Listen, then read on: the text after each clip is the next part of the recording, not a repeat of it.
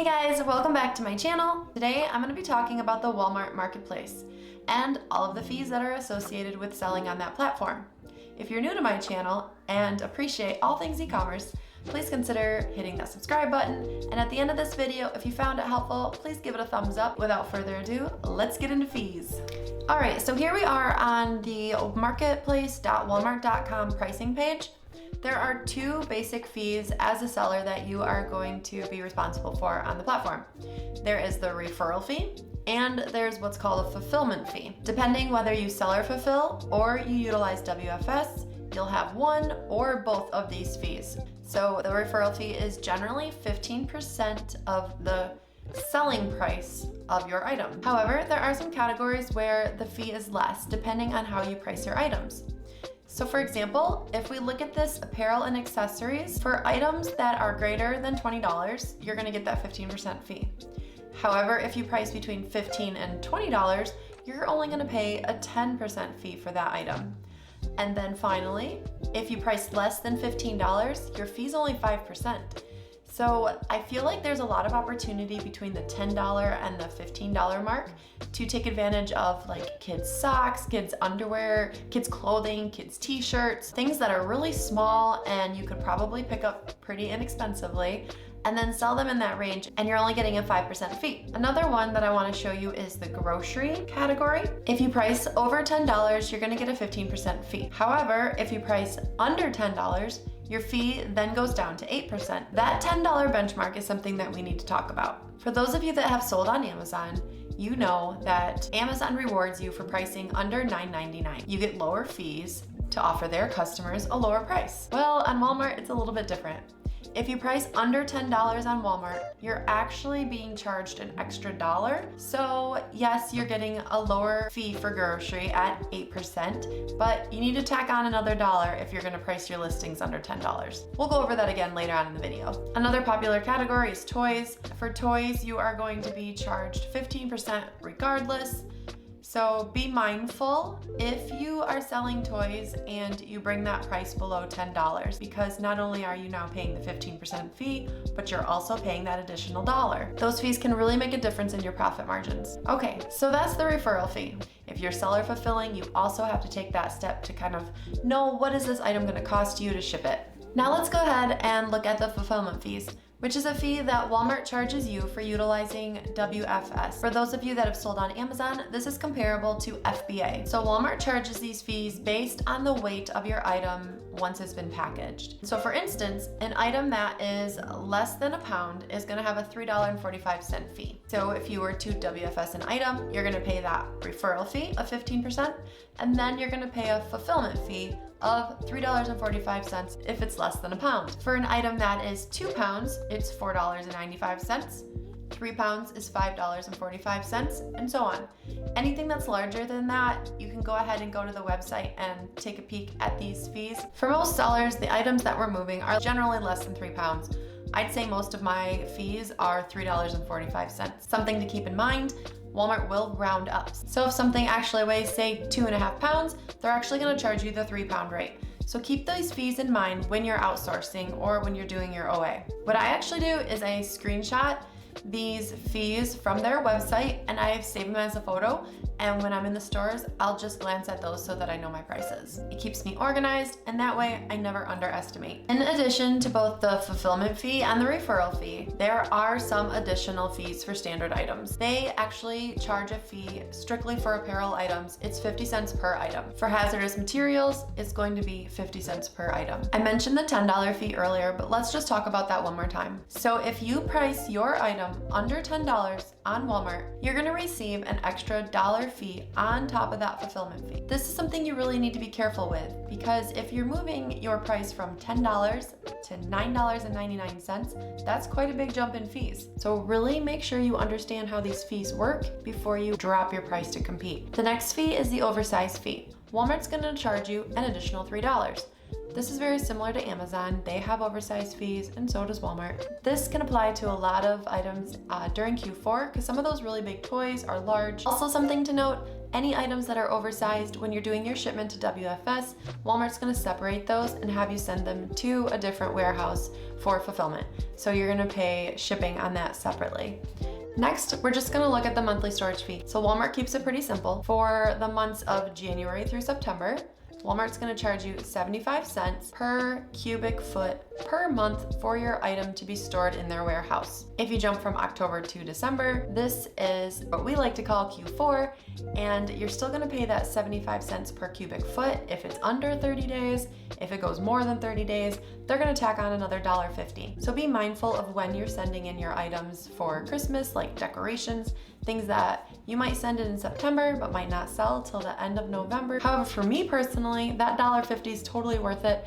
I'm gonna send all of my items so that they're available for Black Friday and for all seasonal shopping. If you have inventory that's sitting in their warehouse for more than 12 months, then you're looking at $7.50 per cubic foot per month.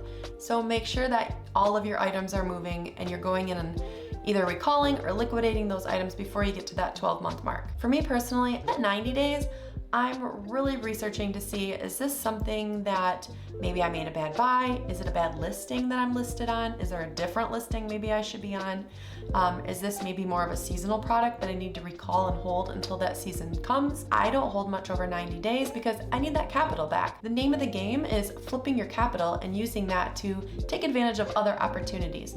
So I know a lot of sellers are really adamant that they aren't gonna take less than 50% ROI. I would encourage you to take a look at anything that's more than 90 days old and really evaluate whether or not that's actually costing you money by not only sitting in storage, but again, like that opportunity cost that I mentioned, could you be using that capital somewhere else to flip something faster? So it all comes down to, are you willing to wait for that slow dime, or are you okay taking that fast nickel? For me, it's always gonna be the fast nickel. So in the end, that's the Walmart fees. I screenshot them, keep them on my phone so that I can easily access them when I'm in the store. And then online, I bookmark this website so that I can always look back at it if I have questions. So let's just go over a few examples.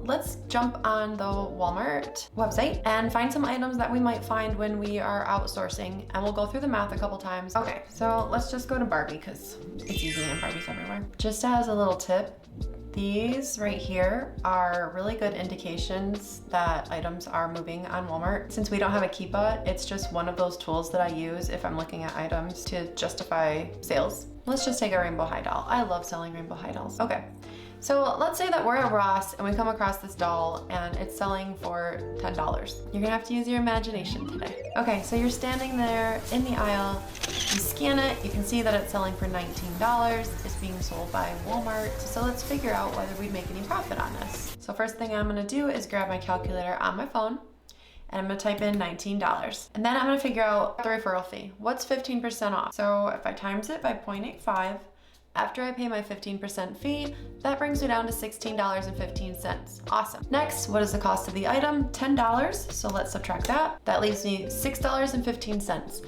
So now I have to decide, am I gonna sell or fulfill this item, or do I wanna send it into WFS? I know here in Michigan that I can't send much under $6, especially something the size of this doll, even though it's light. So for me, seller fulfilled is off the table. However, if I were to send it in WFS, what would my fee be? Maybe there's still some money there.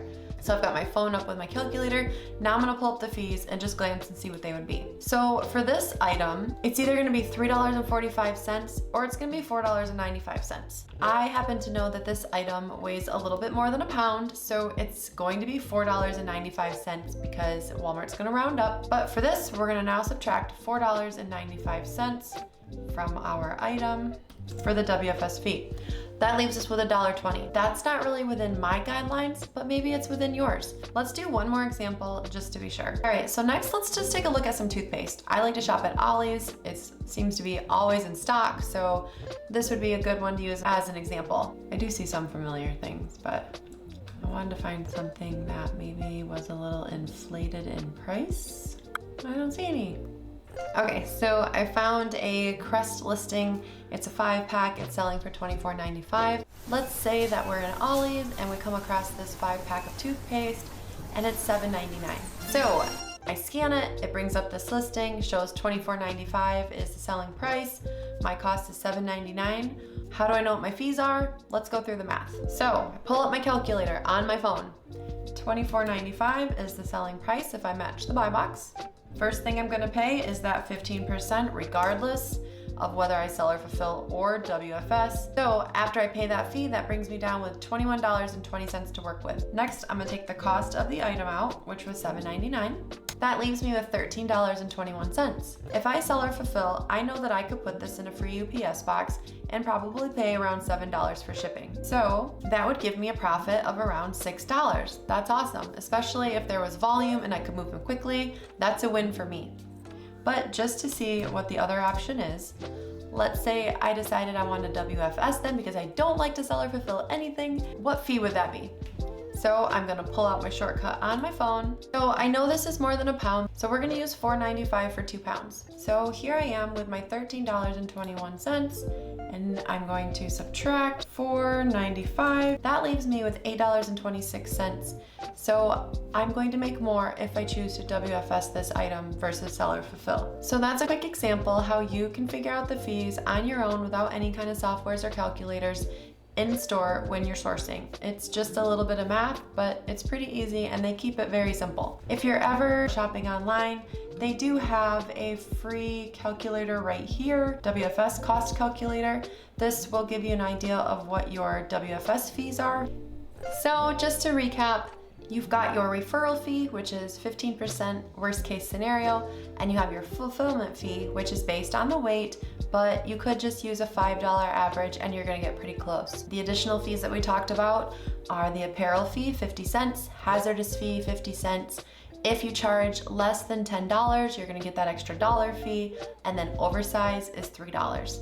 I know it's a lot to take in, but hopefully this helps a little bit. If you have any other questions, go ahead and drop them in the comments below. I'll do my best to answer those for you.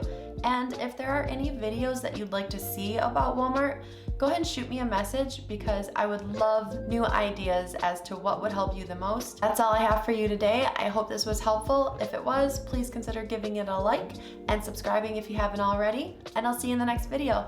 Thanks, guys.